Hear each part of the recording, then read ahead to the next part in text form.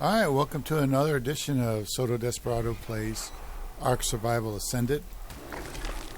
I'm going to have to do some eggs, see if I can find my level 20 mutation, or 22. Maybe I get lucky, get a double mutation, the same stat. I got some eggs here, I'm going to put them down. And I'm going to listen to a video of a guy. I really like this guy. I love his presentation. It's rich and successful men are refusing to get married. Here's why. Taylor the Fiend. You guys should subscribe to this guy. He's also moved to Rumble, I think. I think it's Rumble because they were being assholes here. But anyway, that's the topic. Yo, what is going on, guys? So on today's episode, we are going to be covering a real issue for modern women, and that issue is that rich and successful men are choosing not to get married and have kids with modern women. Now, oftentimes men are shamed for this. You know, we're called losers, I-cells, oh, you can't get any women. But even the dudes who are very rich, very successful, the ball is in Miami, as it were, these men do not want to get married and they don't want to have relationships or have kids with modern women. So obviously, guys, this is problematic for women. So we're going to be jumping right into the video. Now, today's video was sent to me by Matrix of Madness. It is made by a guy called Real Ralph Anthony. I'm going to leave both of them linked in the pinned comment. But let's just jump right into the video and see what this man has to say. So I meet a lot of successful men out here in Miami. Successful in many realms. Financially, they're in good shape. They've got a bit of social status. They've done something important in their lives. They might have been CEOs. They might be retired. But there's one thing that's destroying them. One thing that's destroying all of these men who have worked so hard their entire life to build this fortune, to have these beautiful apartments, to have the beautiful cars.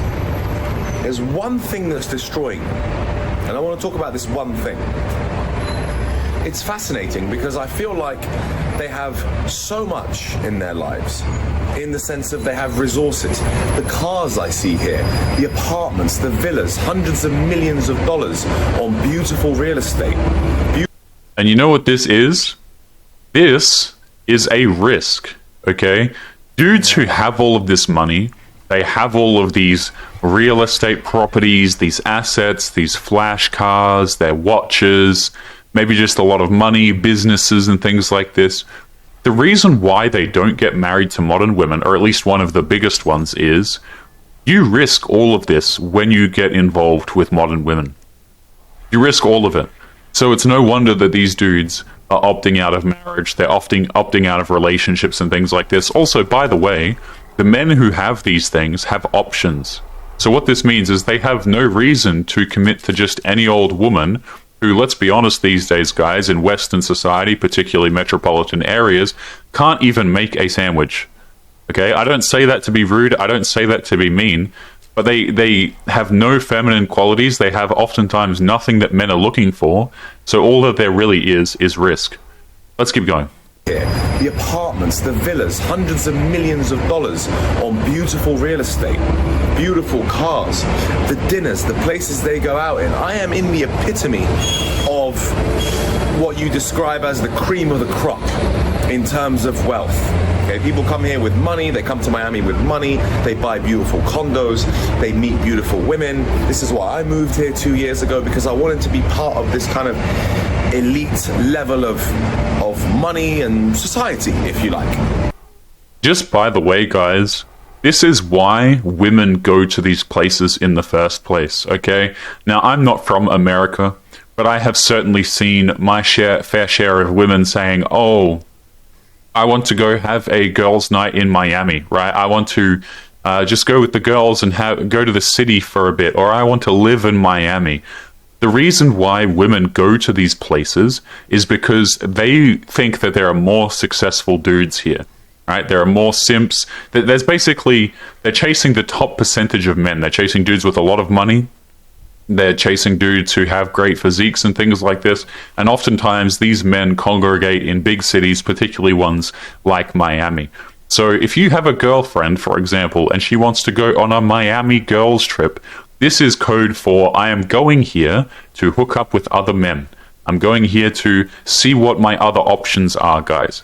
Women go to these places because they want to explore their options. They want to find the top percentage of men, or at least they want to be able to find men with resources who will spend money on them for no reason.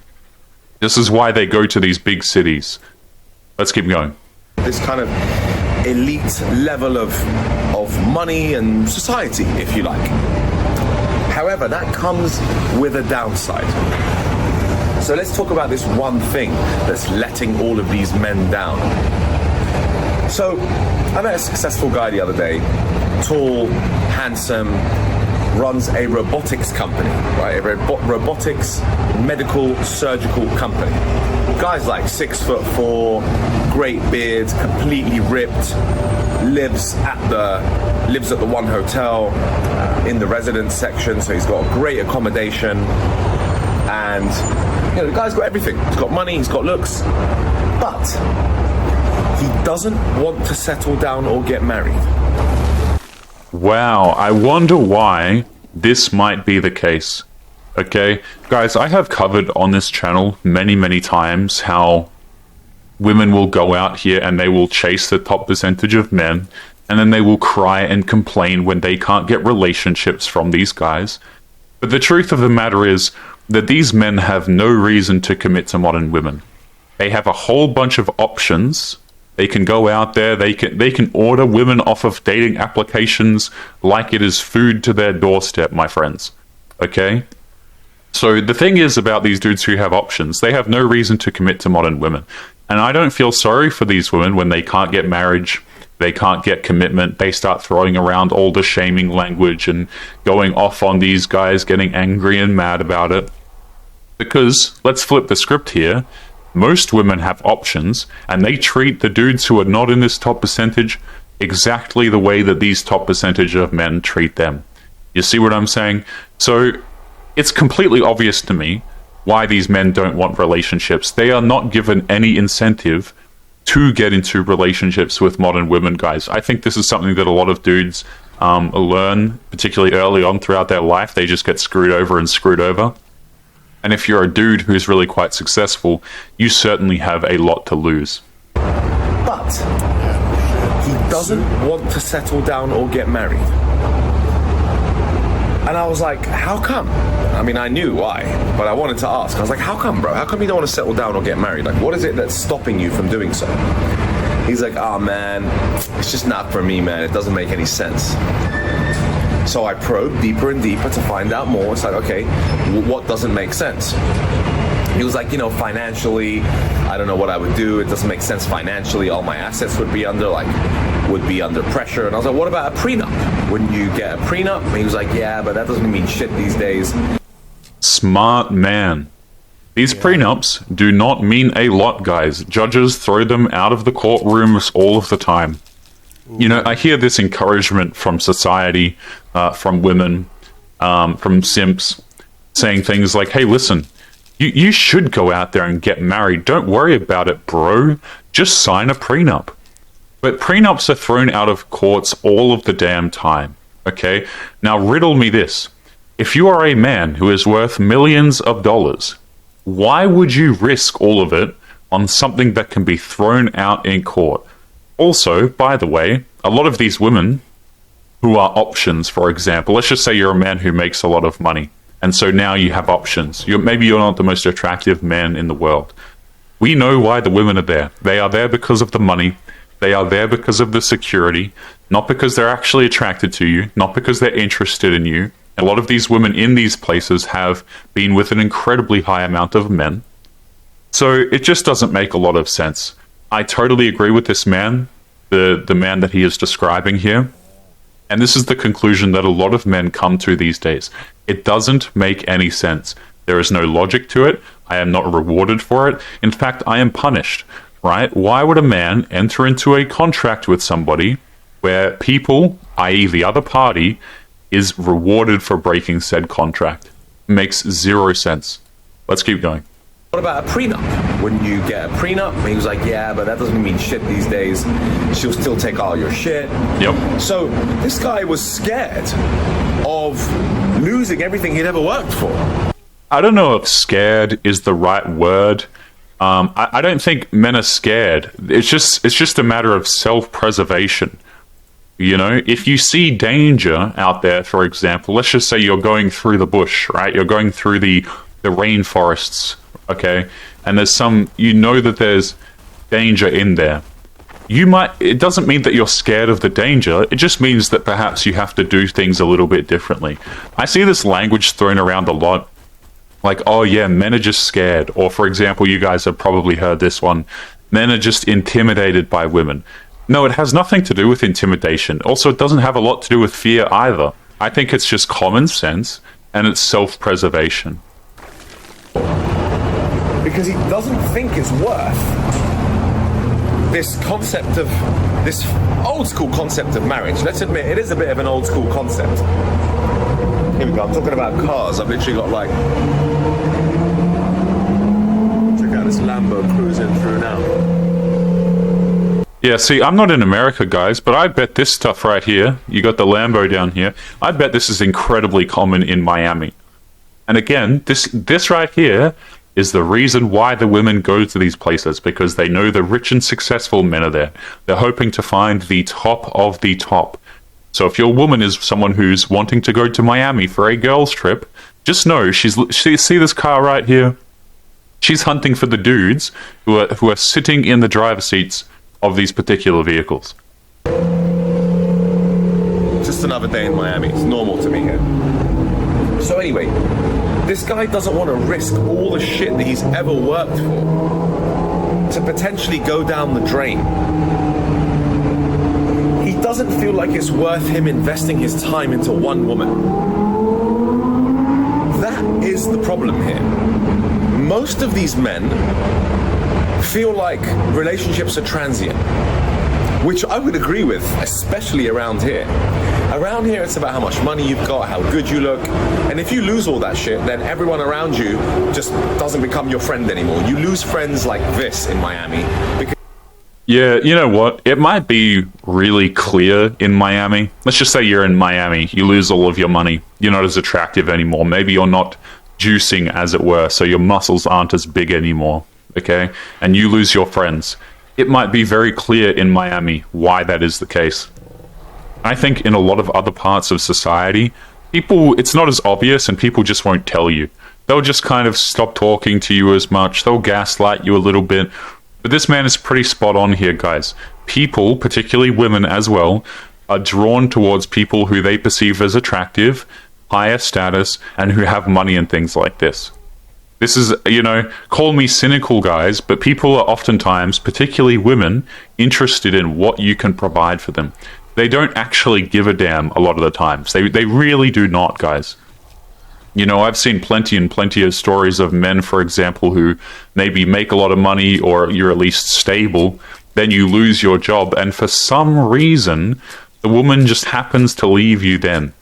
It's nothing to do with the financial situation, of course. Women you guys grew apart. I mean, this is a tale as old as time, guys. Once a man can no longer provide, or he's no longer attractive enough, women just go elsewhere, man. They just absolutely go elsewhere. Let's keep going. Because it's a very transient, pretentious type place. Okay? Now, I'm not necessarily a transient or pretentious person. I can be, but ultimately, I'm looking for a good life partner. I didn't say wife. I don't know if you're going to find a good life partner in Miami, but I'm not too knowledgeable about Miami, but I just think metropolitan cities are probably not the best place to look.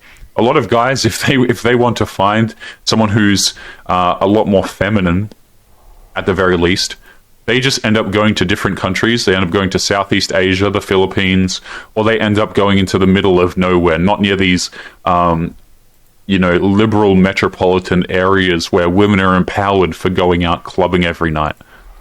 Life partner. I didn't say wife, because I'm also scared of that shit too. I have to get a prenup signed. There is no way no way I get married without a prenup. I will tell you that. No matter how much love is involved, no matter how much I love someone, no matter how much I think someone is good, don't mean shit to me. The paperwork needs to be signed. If no prenup is signed, I don't get married. It's as simple as that. And you know what? I think a lot of dudes are saying the same thing. Plus, doesn't matter if the prenup's there. I'm just not interested in general. Okay? You know, again, these things can be thrown out of court. This guy knows this. I don't even think you should get married in the first place, man. If you are watching this channel, if you're not new here, you already know my perspective on marriage. I don't think men should be doing it at all, prenup or no prenup. But yeah, a lot of guys are opting out. They're saying, oh yeah, prenups or whatever the case may be. Something else that's also funny to note, guys, is that women will oftentimes say that they're okay with a prenup, but then still turn around and still try and take your money. Or you say, hey, listen, we have to sign a prenup before this goes any further, and then women will turn on the waterworks and start crying and getting upset and things like this, okay? And this tells you everything that you need to know. Get married. It's as simple as that. I am not risking everything I have ever worked for since the dawn of time because somebody decided to change their mind, they don't want to be with me anymore, and they take half my shit.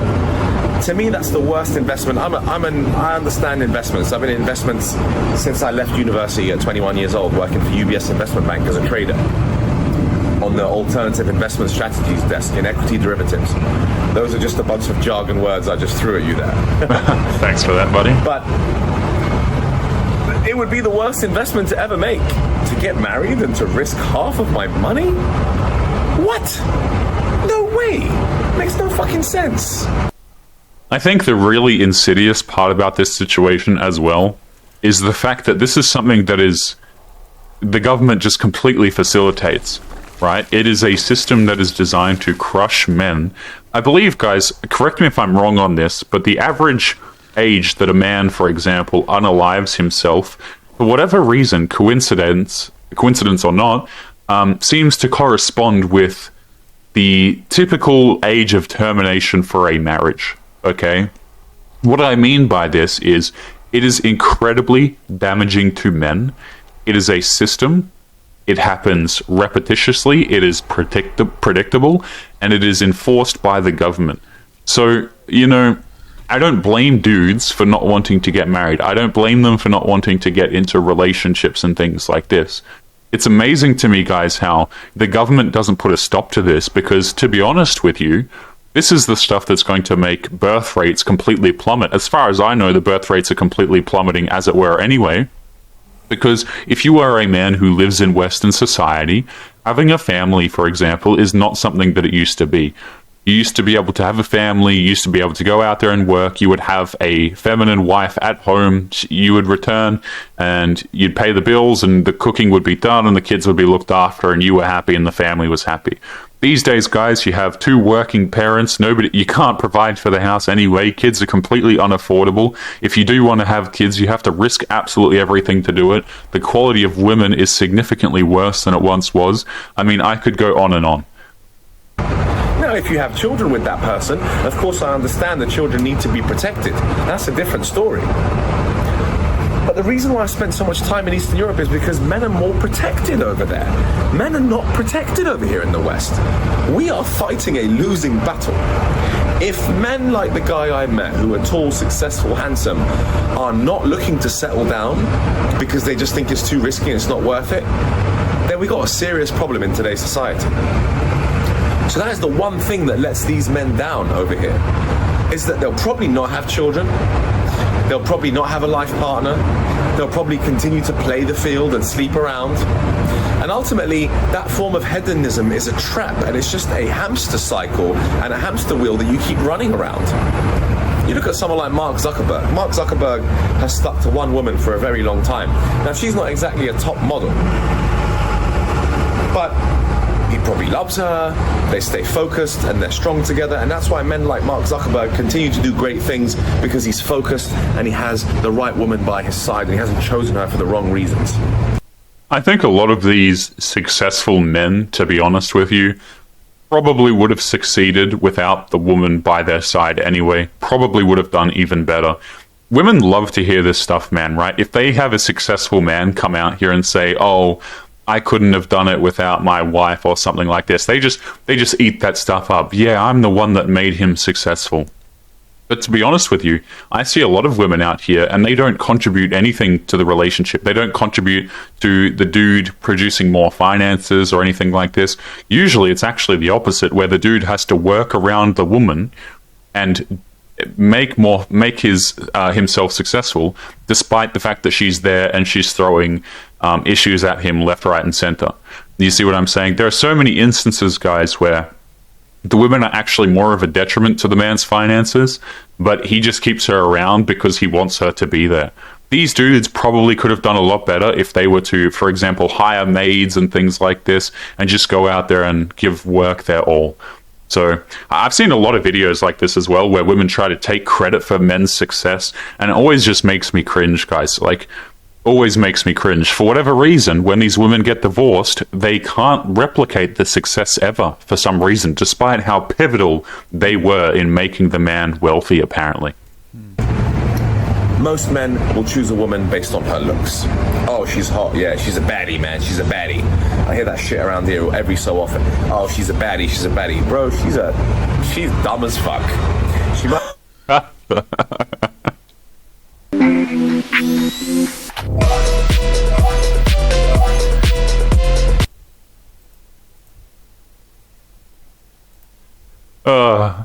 See, I don't think this is most men, man. I really don't.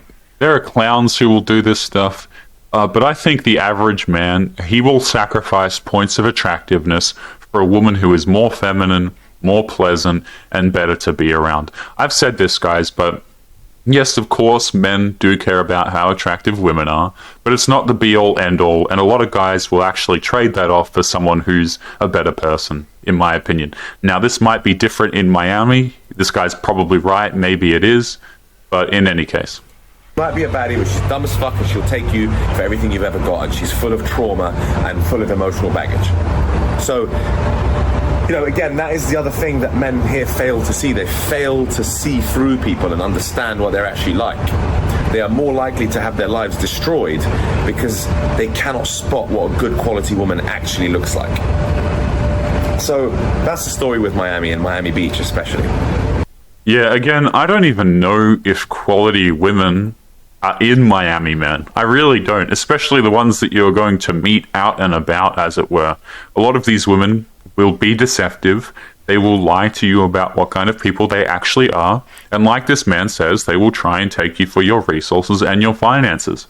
Makes absolute sense to me. And I don't doubt as well, there are a lot of men out there who don't know this. They don't understand that, for example, they might have a big target on their back for a woman who's out to manipulate them. Okay, I've said this before about particularly successful guys, right?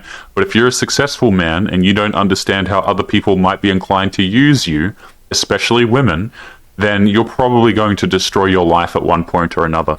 If you're a successful dude, you have a big target on your back. Nobody likes to tell you this, by the way. People like to pretend, oh, it's all about love and finding your soulmate and things like this. But there are certainly people out there, guys, particularly women, if you are successful, who will try and ruin your life because they have something to gain from it.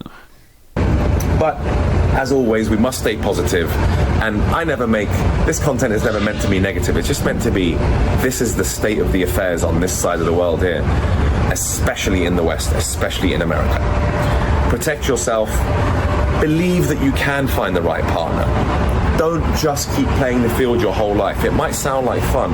I'm personally bored of it, and it takes away from my focus. I want to focus on business, on my purpose, on building communities, on building good quality relationships, not trying to bang as many girls as I can. Like, come on, how many more girls do I need to bang to prove to myself? Who am I trying to validate? It seems like these men are just trying to validate something in their eyes. Like they need to constantly be validated for their looks, or they just want sex. Pretty primal, isn't it? But yeah, it's a real shame. That's the downside. The downside is that you'll see most of these men probably will not settle down, will not have children. And the kind of men I'm talking about are men that should be having children to keep our civilization alive, to keep our civilization strong. It's exactly what Elon Musk talks about. I totally agree with this, by the way. I think a lot of dudes are not settling down these days. It doesn't even have to be the rich and successful ones, but a lot of guys are no longer looking at marriage the same. They're no longer looking at relationships the same. And a lot of guys are just completely and utterly checking out. Also, on the point of hooking up with a whole bunch of random women, this is probably not the best idea for men either. You know, I see a lot of people encouraging this. For example, it's so wild to me, right? That the word "incel" is an insult. Like, oh, you're a man and you can't get laid. I'm sorry, but when was a man defined by how many random women he had in his bed? Something to think about. But guys, we are going to be leaving today's episode there. Don't forget to leave your thoughts and your comments. Make sure you guys take care of yourselves, and I'll be seeing you all in the next episode. Peace.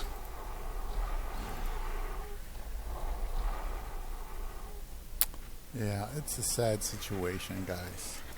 I mean, I never played the field. I was never that type of guy. I had a couple of chances. I didn't take them. So I don't have that experience under my belt. You know, having a woman rip my heart out. What I had is a mother that ripped my soul out and handed it to the fucking devil. But that's a different story.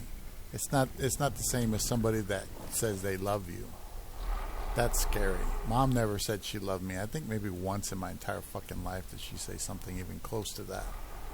So, you know, going in, I was kind of discouraged from even bothering with women after, you know, the mommy dearest experience. But anyway, you know, not everybody has the same experience. Some people have good experiences.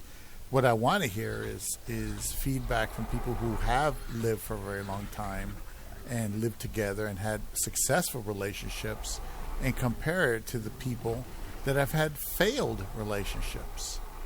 That would be awesome, you know, and that would be something you could do, in my opinion, you know. So anyway, let's go on to the next video. I'm thinking of fighting the Gamma boss tonight. I have everything I need. I made another 19 saddles, and I think I showed that in the other video. And some of these saddles are better than the 161. Like this is 257 because I put all my points in the crafting. And so I got all these guys in red. I have 19 Carnos, all labeled, ready to go. They're all set to neutral. Right, and they're mixed. There's male and female, so there's going to be a breeding bonus. But I don't have a Yudi, and every time I go out to try to find one, I literally have found level 50 or less. So what I wanted to do is take Morpheus, who is a healed up pig, and put a bunch of food on him, and take him over there, and you know, take him in the thing. And have him heal the Carnos while they attack, and that will make them last longer. Looks like I'm not getting a good mutation at all. I'm looking for 420 or better, and I'm not getting it.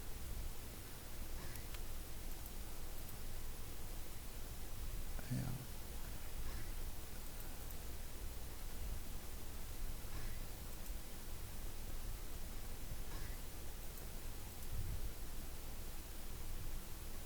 Well, I may not do it this recording because there's some stuff I got to do that's time sensitive in a little while.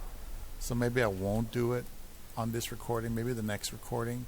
Or I'll just record it separately when I'm in position, just to record the battle. It'll probably be a short video. I just want to see if I can kill the Gamma boss with those saddles. Now, the only thing that went wrong last time is my whistles weren't working. I think I fixed it. Because I took 4 Carnos to Carno Island and I bossed them around, you know. And they were responding. There was a trick some guy put in there. And they were working. So what I was going to do was put them all in position and then do the all passive and see if they actually go all passive. If they go all passive, I'll do all neutral and put them all into all neutral and just assume that that's good enough. You know, and hopefully that'll work. You know, just to test it before I actually activate the thing. So anyway, yeah. So you only get like 20 element from that boss, but I was gonna try to do it. See what I can accomplish. Let's get the next video. Let's see. All right, that's Taylor the Fiend. Love that guy. I love his accent too. I love his presentation and his accent. It's so funny. Let's see. All right, Papa Laka IRL. I'm subscribed to this gentleman 9 hours ago.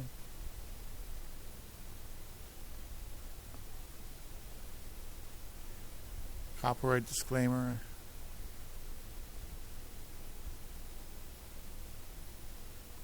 Allowance is made for fair use. He didn't spell it right. YouTube suspended my channel. I just got What's monetized. up, community? Not gonna lie, I'm gonna put it right here. This is just a warning to anyone that is on YouTube or a small creator. I did get monetized, but right here, look. Right there, they're planning, and I'll try to put it as zoomed in as I can. They're trying to take my channel down already. They're saying I'm gonna get suspended. So I put it under review. You see this? Hopefully things fall off and I have to keep making some type of money, because this is crazy that as a small creator as me, I just started and I don't know why they're messing with me.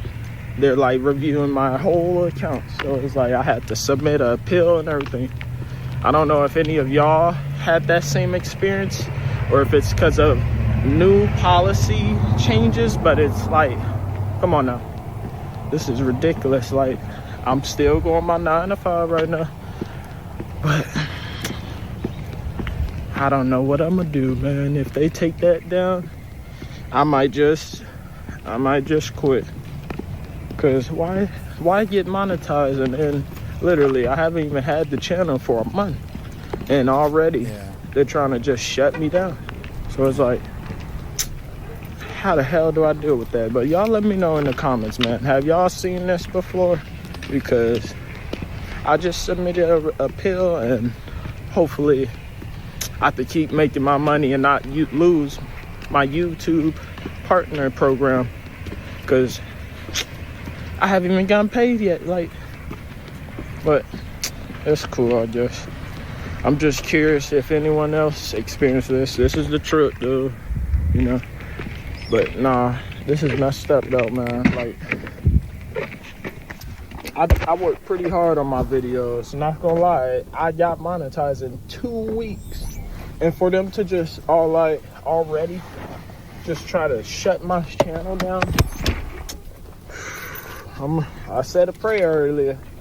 Hopefully they don't shut my channel down, because I was really trying to push this platform. All I do is show and promote what's going on in the world. I don't know how that is violating anything.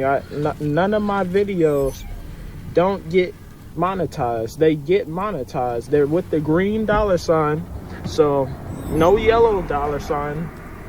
And like, I don't have no violations. I haven't got no warning. So I'm just hoping, man, everything falls through, because they're reviewing the channel and they say I'm gonna get to keep making supposedly money for the remaining 7 days. But if it doesn't fall through, man, this might be my last video, because YouTube took me out, maybe. Or maybe they're just messing with me. I just wanted to make this quick video, man. I'm not even trying to hold y'all, because I know we all got a life and everything, but I was just curious, man, because this is some scary stuff to see that YouTube already is trying to just shut me down. But let me get y'all with the cold start. I ain't gonna let them stop my grind.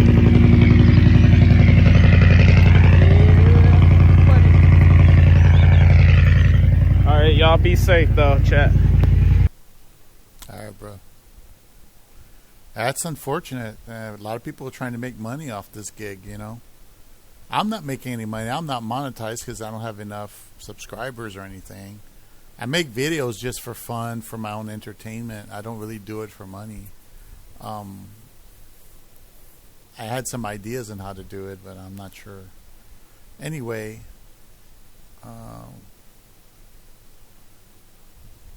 and euthanasia is humane. Let's see what Realist Being 99 says. The Dungeon Master. Euthanasia is humane. Jack Kevorkian was right when he said that people have the right to end their lives when they see fit. Nobody in this world chose to come here, yet we are not allowed to choose when we leave.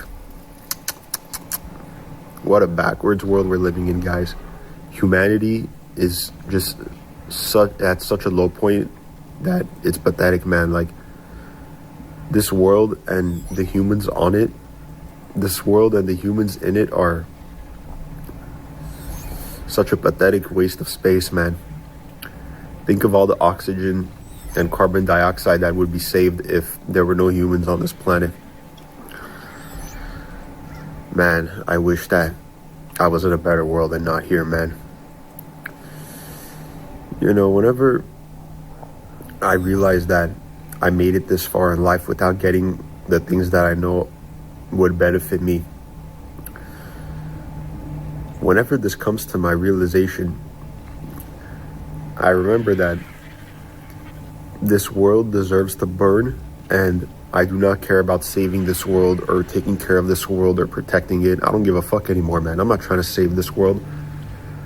The sooner this world burns down and collapses, the better off humanity and the world itself will be.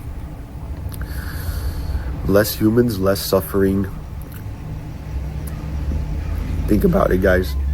The more people there are on this planet, the more hell and chaos there is. And just the more destruction and absolute agony there is with there being a lot of people on Earth. This is why people love to support antinatalism, because this world does not have the good qualities needed to raise a child in it. Especially nowadays. At least back then, like, you know, say around like 30 years ago, it was at least easier, but nowadays it's like fucking impossible, man.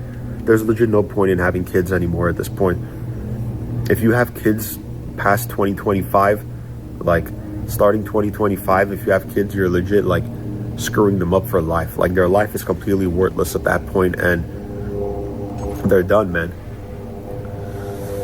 But what I fail to understand is how, and I'm saying this in a good way, like, I'm genuinely surprised that I'm made it this far in life, and, you know, I've been pretty healthy for the most part, and I've been able to function way better than most people would in my position. I mean, if I'm really being honest, I'm probably dealing with what I'm dealing with better than what anybody else would be.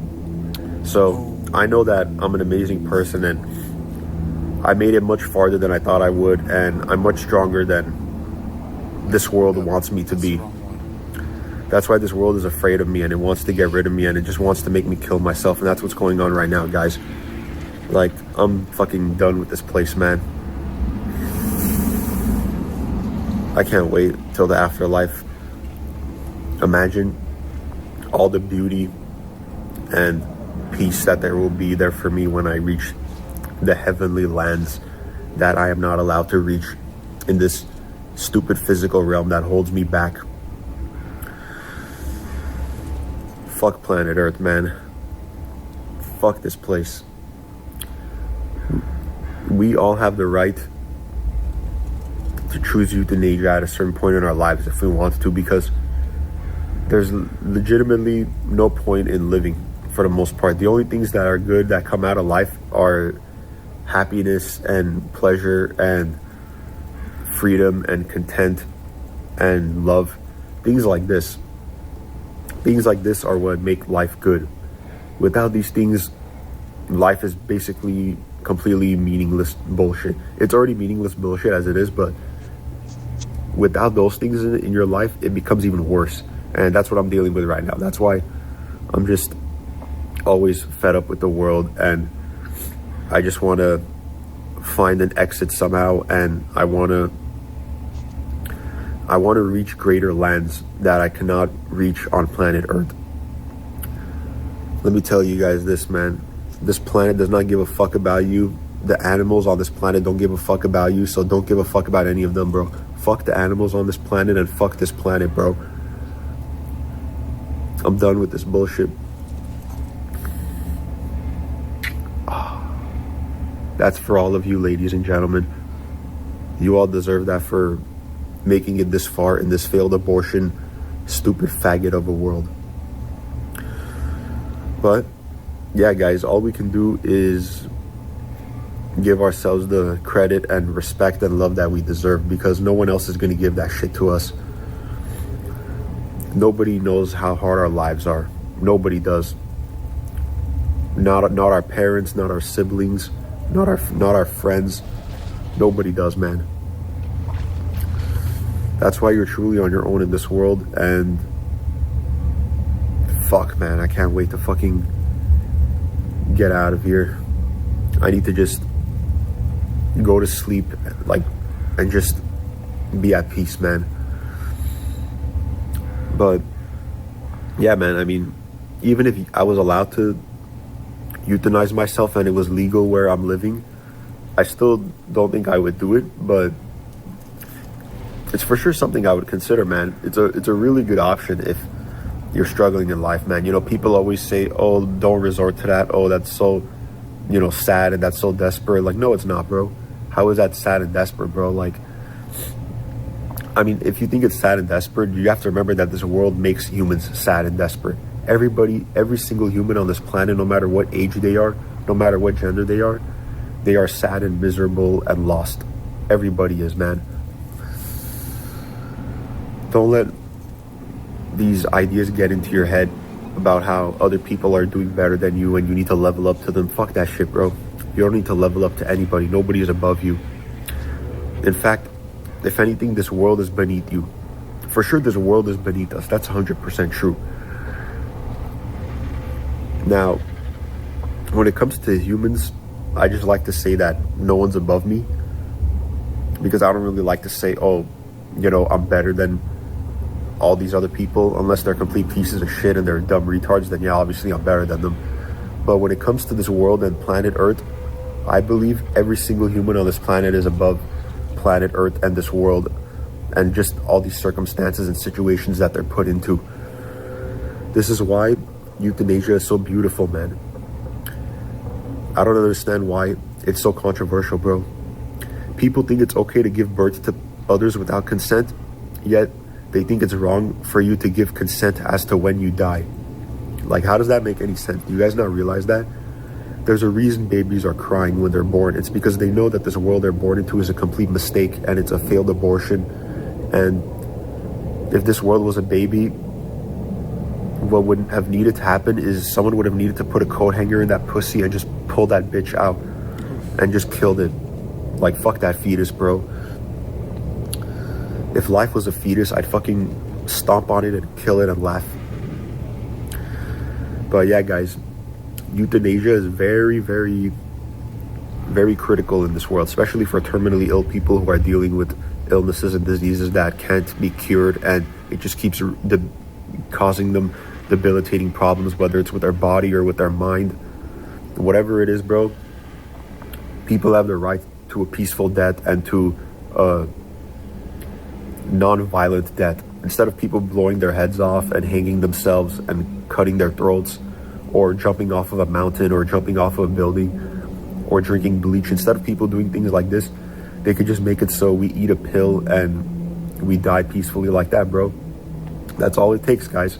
But no, they don't want to do it because, you know, the government and all these fucking governments in the world know that a lot of people would choose it, because a lot of people know that the world sucks and the government wants people to keep reproducing and having kids so that this stupid fucking rat race can continue and people can just continue to suffer and go through hell while the rich keep benefiting off of you.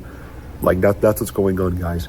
So that's why I say fuck any country that does not support euthanasia. We need a peaceful way out of life. We never chose to be in this life, and every day I just want to exit and leave. And unfortunately, there's no peaceful way for me to do that. So I'm just going to wait until the end. And, you know, whenever the time comes, it'll come, man. Peace out, guys. Shit. You know, I've been in pain the last month and a half. Serious pain. And it comes and it goes. And I went to church. I prayed a lot and worshiped and did my old religion. And the Lord took away some of the pain just by being in the Holy Spirit. And He's still fighting to take away that pain in my body. And you know, the only time I wanted to die was when this pain was at its height. It's not so bad anymore. I haven't taken Tylenol for a while. I've actually sat here all day today, and 80% of the day I didn't feel any pain. So I'm thankful for that. Amen. In Jesus' name. But that's the only thing that would make me want to quit, is to stop the pain. If I was in intense pain and the pain never ended, that's the only thing that would make me want to, is commit suicide. Nothing else. Not the government, not poverty, not losing all my cats, not losing my apartment, having to live out of my vehicle. None of that. Losing my job, losing everything I own, and just living out in the street. I still would not want to suicide. Because life is here to be lived, and motherfuckers, I'm going to live it. I'm going to live it. I am not going to puss out, you know, and I'm going to live life to its fullest. Right now I'm relaxed. I'm chilling. I'm watching the videos. And let me give this guy a thumbs up. You know, that's his opinion. But the thing is, there are other people in the world, and it depends on how you see it. He's obviously, based on his tone and his perspective, pretty much he's had it with this world. As far as he's concerned, it's an abortion, you know, that needed to get done a long time ago. And in a way, he's right, because of all the suffering on the planet.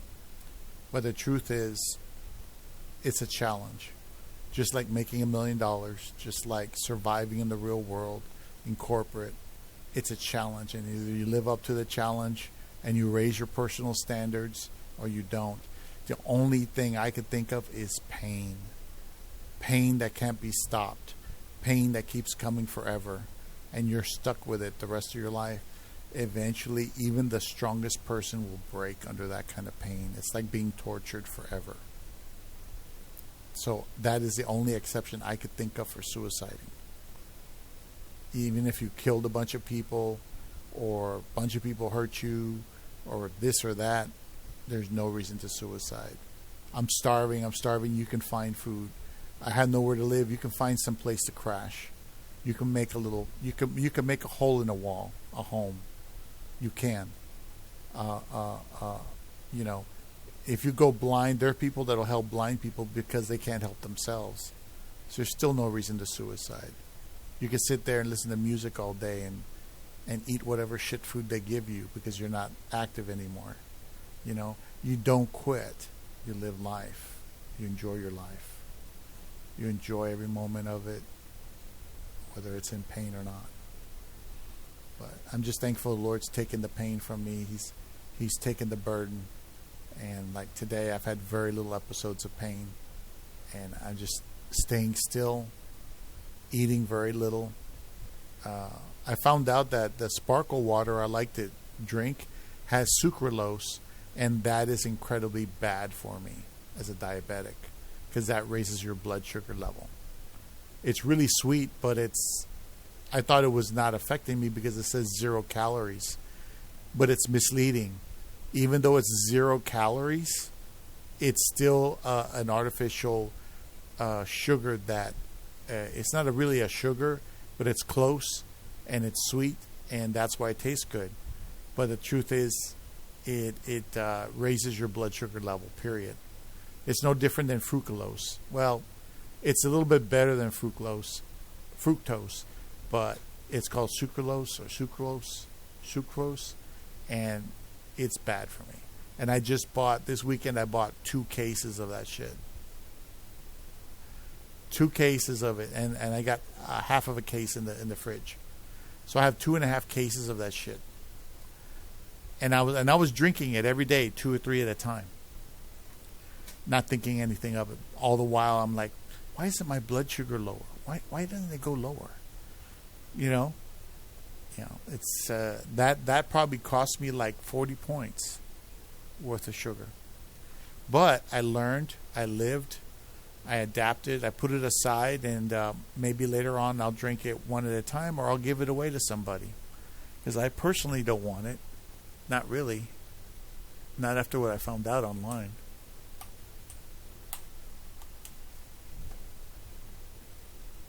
Uh-oh. Oh, my light's not working. Okay, I'll have to look at that later. Anyway, next video is this lady, I don't know who she is, raising wildflowers. The 5 secrets to getting what you want on a low income. Whenever I post a video from the inside of my truck, I get a lot of reaction from people about how I am fake living on a low income, or I am not really living on a budget, that I'm not telling the truth, I'm faking it. Like, I got a lot of those comments over the last few days after posting a recent video. So I kind of wanted to go over like how it is possible to have nice things even when you're living really frugally, because you can. I guess apparently a lot of people don't understand that, and I feel like maybe it would be helpful. I'll share with you like the specific comments in a little bit. They're funny. I think they're funny. They're supposed to be not funny. They're supposed to be not very nice. So our goal has always been intentional spending money the way that we want to. And being frugal doesn't always mean being cheap. Everybody's lifestyle is different. So what they spend money on is going to look different for each person. If you're on a low income or live frugally and you want something nice, you can still have the things that you want. You just have to work to get them. You have to make a plan to get them. So let's talk about how you can plan to have things that you want even when you are living frugally. Living below your means that you are spending less money every month than you are bringing in, so that your budget is less than your income. And I think a lot of people don't quite understand the difference between a budget and an income. So I say that our monthly budget is $850. And that is the amount of money that we are spending every month. Those are our expenses. I did a whole video going over exactly what our expenses are that I will link at the end of this video. So if you're curious about what exactly we spend every month, you can go watch that. I know that everybody's monthly expenses are going to be different. Ours is extremely low because of the steps that we have chosen to take in our life and the sacrifices that we have made in the short term in order to meet some longer term financial goals. So we sold our home and bought some property that is raw land. There's no house on it or anything yet. We have put a camper on it and are living off grid while we go through the process of getting the things on the property that we need and building a house. So we do not have any housing expenses at the moment. So that frees up a lot of our money and is able to take our budget down really low. Now, everybody's lifestyle is different, and not everybody is going to be willing to do that or can't do that. And that's fine. There are other ways that you can decrease your expenses. You don't have to be as extreme as we are, but the goal is to live below your means, to get your expenses down lower than your income. For us, it's been easier to be really frugal and to decrease a lot of our expenses. Initially, that is not doing something. If you just don't go out to eat, or you don't spend money on subscriptions, or you don't buy a new outfit, like those things are a lot easier to not spend money on than it is to increase your income, which is the second side to that, is to work more, to work harder, to be more intentional about how you're making money. Our goal is to increase our income. I mean, that is what we are working on right now. YouTube is an obvious way that I am trying to increase my income, is through my YouTube channel. So thank you everybody who's watching and subscribed. So with our expenses so low, any money that we make over that $850 is able to go into savings. It's able to be invested to help make improvements on our homestead, or to buy some of the things that we want instead of necessarily what we need. Being frugal doesn't mean that you don't spend any money. It means that you are spending your money intentionally and with a purpose. It's all about spending money based on your values, your ethics, and your goals. When you do spend money, it's important to make sure that you're spending money on the things that you actually want and not necessarily what the Joneses want. Make sure that you are not trying to impress anybody with your money. If you are really into traveling, then save some of your extra money and go on a road trip. Go visit Thailand, like go on adventures. Those of you who have been here for a while know that last winter we went on a road trip across America. And like one of the reasons that we have our truck is because we travel with it. We have a rooftop tent on top. So we were able to go and travel out west for several weeks, and we lived in our truck. So it saved us so much money in, lodging, because we were camping from our truck, and we were able to see so many cool things, national parks, on a budget, and we were saving money because of the setup that we have in our vehicle. It is also okay to spend money on high quality items. There is a phenomenon called the poor tax. It is true that it is actually more expensive to be poor than it is to be rich. Poor people, ironically, end up paying more money for goods and services than rich people do. Think about loans. If you need to buy a house or a car, most people are going to have to go out and get a loan for that. Well, wealthy people don't have to. If you get a loan, what are you paying? You're paying interest. Over the lifetime of that loan, you are paying significantly more money than the rich person who is just able to pay cash for that item. Rich people don't pay late fees. They're not late on their bills. They are able to pay more money for quality items. They are able to buy quality food that leads to a healthier lifestyle. They're able to afford insurance, and quality insurance, so that they're not putting off medical procedures or checkups, so they don't have medical conditions that might go unnoticed and get worse. They don't have to pay medical bills if there is an emergency. They have access to better education, better funded schools.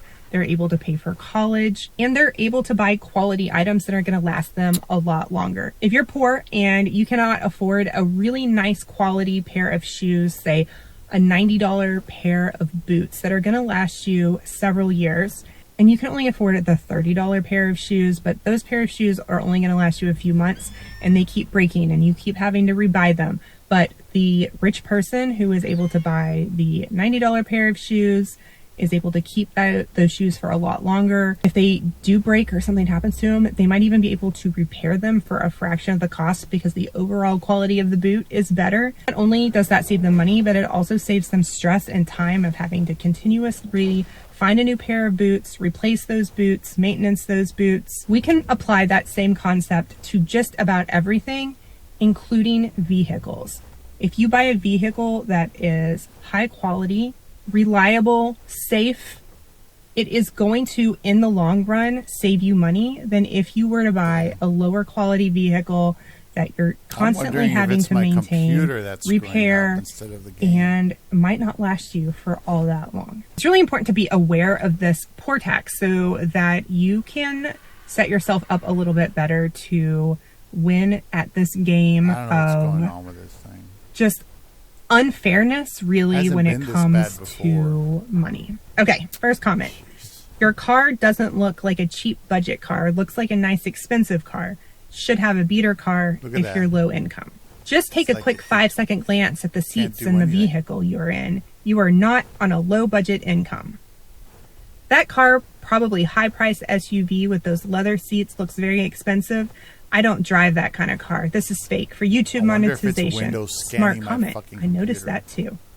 We live on a low income, as she sits in what is probably a $100,000 plus truck. I guess she really needed those leather seats. You really can't be more phony, hun. Yes, it's the first thing that struck me as well. That SUV looks at least above $60,000 to $70,000. I found out a lot of the YouTube content creators fake homesteading and off-grid living for the purpose of making money on these monetized channels. Not saying this is fake, but that expensive car while living in a trailer do not quite go well together. Wow, nice car. 4-door truck with a rack for someone talking about struggling on a low income. Guess you found someone to help you out. You claim to be homesteaders, although you film videos from a luxury truck. Even if it's used, it's still a luxury model, top of the line. You are not farmers. You can sell it and buy something cheaper used that is just as reliable and pocket $8,000 to $10,000 and save $100 a month in insurance. Sorry, your $24,000 cash purchase for a truck you really don't need does not match with whatever you are putting out on videos. I am seeing other true homesteaders, and none are driving luxury brands if they are not into farming or cattle, just saying. So our truck is a 2014, a 10-year-old Toyota Tundra. It is the 1794 edition, so it's got these nice pretty leather seats in it, and it was a top-of-the-line vehicle over 10 years ago when it came out. We paid $24,000 for it. We got it used on Facebook Marketplace from somebody who, just had it driving around and took really good care of it. So is it a super nice vehicle? I mean, it's kind of in the middle. Like, it is a reliable quality vehicle, but we didn't go out and buy a brand new vehicle. It's not $100,000. It's not $60,000. Like, we paid $24,000 for it. We didn't get a loan for it. We paid cash for it because we had money saved up. And, we needed a reliable truck. We use this truck for personal use, for work. We live on a homestead. We need 4-wheel drive to get up even to the top of our property because we live on a mountain. We travel in our truck. We need an extended cab. We've got 3 kids. So the details of the purchase and the reason of our vehicle are kind of not super relevant. That's not really the point of the video. The point is that when you are trying to make a decision on whether or not something is worth it, you have to think about your own personal values and your own personal decisions. Every single item that you purchase is an investment. Some of those investments depreciate and some of those investments appreciate. So like your home, when you have a home, that home is going to appreciate in value and is going to grow your wealth. Our truck and any vehicle will depreciate in value, which means once you buy it, the value of it is going down and you're never going to make money reselling that vehicle. You're never going to get your money back. However, a vehicle is a tool that you use in your everyday life to get to and from work, to get to and from the grocery store, to maybe travel, to work your property, to haul stuff. You just have to think about what you're going to be using your vehicle for and if that money is worth the investment. We plan on keeping this truck for a really long time. We wanted to invest our money in something that we felt was going to last us. Listen, I'm not a car person, okay, but I will say that my husband did a whole lot of research before we purchased this vehicle on engine quality, truck quality, like how long this engine's going to last, how much maintenance is required. Like, listen, this is a quality vehicle that is going to meet all of our needs. My goal is not really to explain our vehicle purchase though. So I just want you to understand that if something makes sense to you, then do it. So here's the reality. You will piss people off. If you are doing things differently than what is culturally normal, you are going to make people mad. And if you are not pissing people off, then you're probably not going in the right direction. People might be angry that you have a nicer car than they do. They might be angry that you're not working 60 hours a week like they are. People will be angry that you sold your house, that you don't eat meat, that you don't wear a lot of makeup, that you have a horse, that you have children, that you homeschool your children, that you went on a road trip, that you live in a camper. These are all things that people have been desperately angry with me about on just what I've shared on YouTube. Literally everything that you do is going to make someone mad because everyone's values in life choices are different.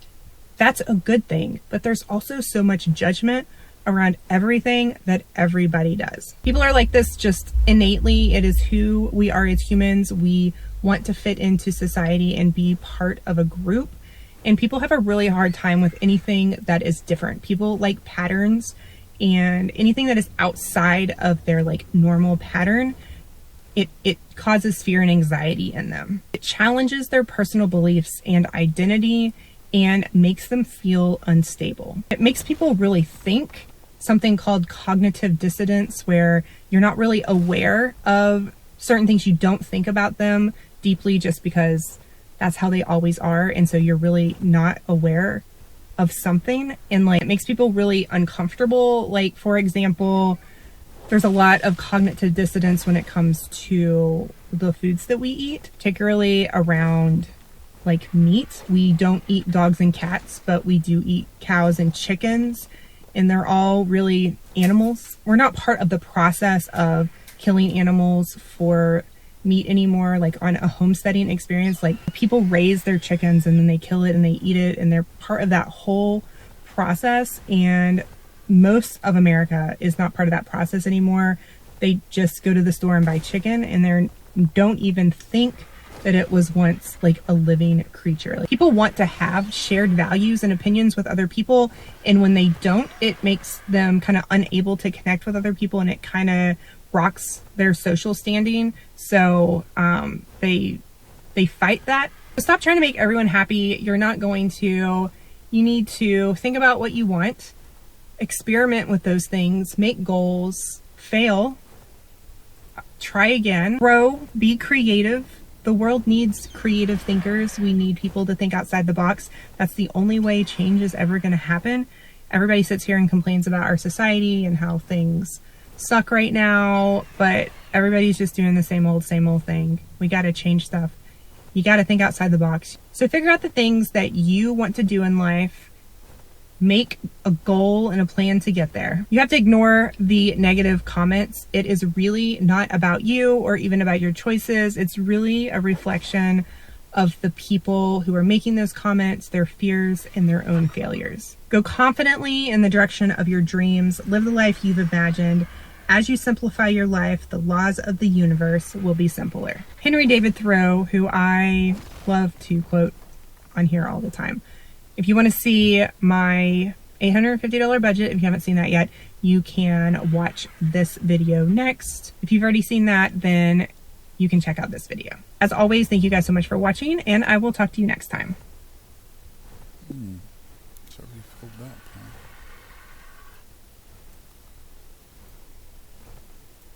Oh. Thought we got that off of there.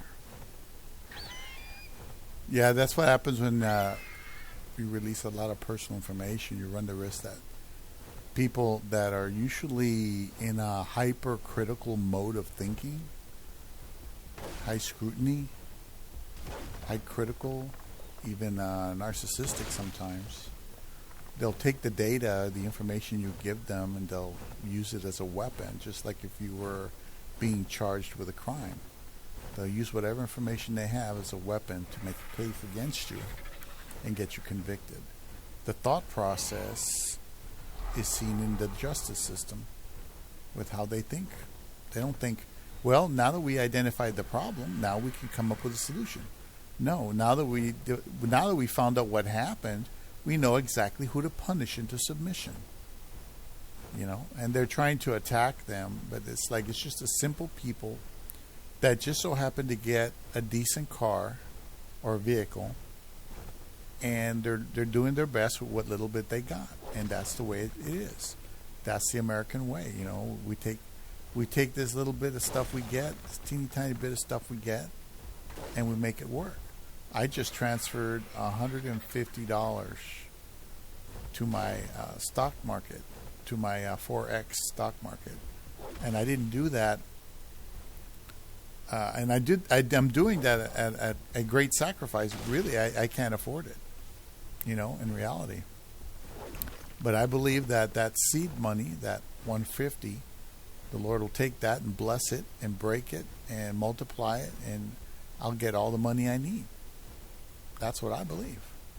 And that's why I did it, because I have faith in the Lord who provide, who used the works of my hands to be a blessing. Bless the works of my hands, and everything will be fine because of that. You know? I'm very grateful. I'm very, very grateful that I have the opportunity to do that. In another country, they may not have that, you know, in other places. But anyway, I'm going to get back to base. So it's an hour and 10 minutes. I try not to be overcritical of people anymore, because you never know their circumstances, or maybe they had good luck, maybe they had bad luck, maybe they screwed up too many times. I know I did. But, you know, I try to be nice about it. You know, try not to be overly critical. Constructive criticism is different. Those comments that she read off, they don't sound very constructive. They sound like critical, and I personally wouldn't even take the time to reply to comments like that. I just honestly don't care. I mean, if I thought that was important, if I thought there was something to it, then I'd do something about it. But there really isn't. You know, it's just people doing dumb shit.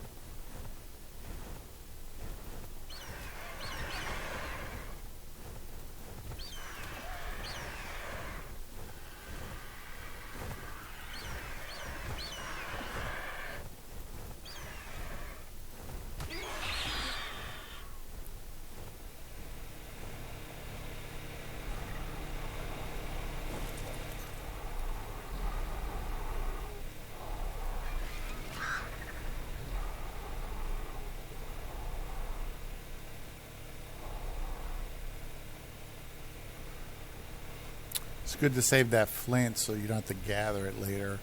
Good to save the stone is the same thing, you know, just you don't have to gather it later on. Alright.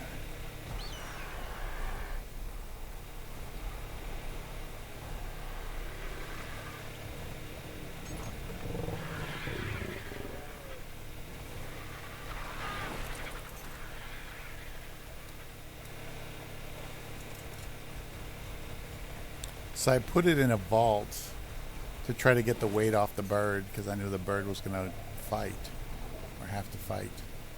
So I come back down here and I do transfer, and I get all that metal that's upstairs, 18,000 down here. That'll give me about 9,000 ingots. Turn it on, and that's it. Just let it cook. Take some time. By tomorrow, all of it will be done. So there you go.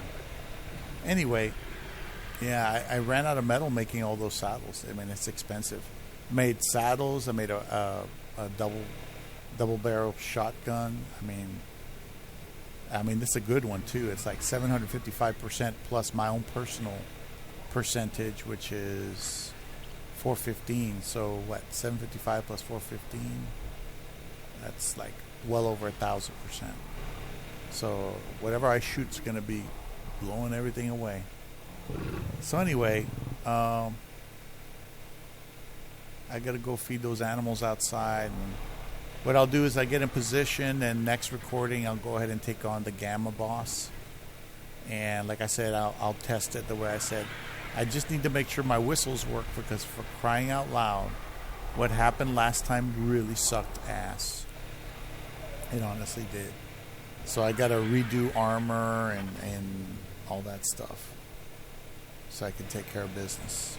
All right. Well, anyway, thanks for watching, guys. Take care.